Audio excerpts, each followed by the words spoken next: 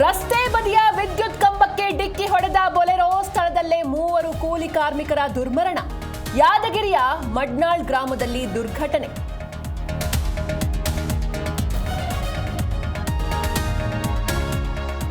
ಹನೂರು ಮೂವರ ಎನ್ಕೌಂಟರ್ ಪ್ರಕರಣ, ಜಿಲೆಟಿನ್ ಕಡ್ಡಿ ಬಾಂಬ್ ಬಳಸಿ ಕಳ್ಳ ಬೇಟೆ ತಡೆ ಶಿಬಿರ ಬ್ಲಾಸ್ಟ್. ಅರಣ್ಯ ಇಲಾಖೆ ಟಾರ್ಗೆಟ್ ಮಾಡಿ ಕಾಡುಗಳ್ಳರ ದುಷ್ಕೃತ್ಯ.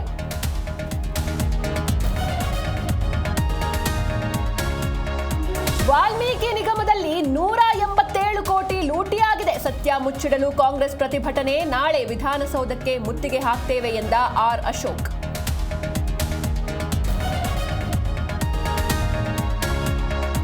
ನಾಗೇಂದ್ರ ವಿರುದ್ಧ ಪ್ರಾಸಿಕ್ಯೂಷನ್ಗೆ ಅನುಮತಿ. ಹಗರಣದಲ್ಲಿ ಭಾಗಿಯಾಗಿದ್ದ ಅನ್ನೋದಕ್ಕೆ ಸಾಕ್ಷಿಗಳಿಲ್ಲ. ರಾಜಕೀಯಕ್ಕಾಗಿ ಟಾರ್ಗೆಟ್ ಎಂದ ಸಚಿವ ಯತೀಂದ್ರ.